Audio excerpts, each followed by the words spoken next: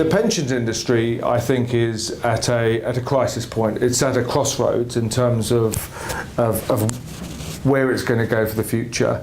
I don't think pensions is delivering for people today, and it certainly won't deliver for people tomorrow. And there are a number of reasons for that.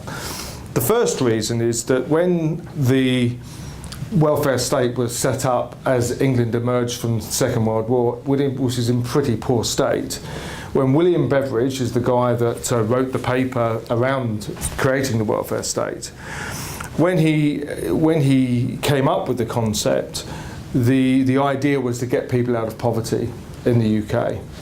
And there was a number of things that he did to enable people to do that, one of which was to create the concept of savings, to save for retirement. And many people called that a pension.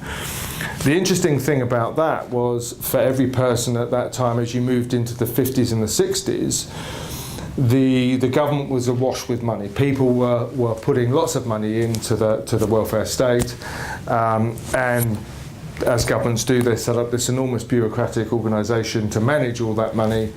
And at the time, there was 45 people paying into the system for every one person drawing a pension. And today, it's a very, very different picture. You have around about 3 people paying into the system for everyone drawing out. So my argument around pensions is more to do with the welfare state, because the state pension is meant to be the safety net to ensure people who retire have something to fall back on, some way of making ends meet.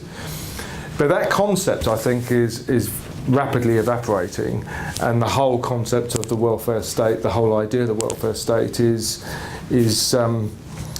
shaky, and we could actually be at a time where we're seeing it come to an end. And here's the sort of the key facts, really.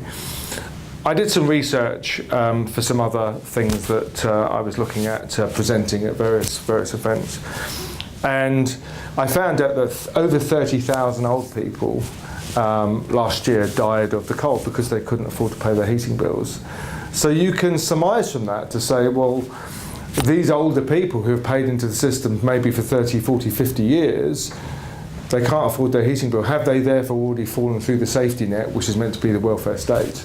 And I would argue, I think they have. So therefore, the welfare state and the future retirement, I think, is something that is very close to collapse.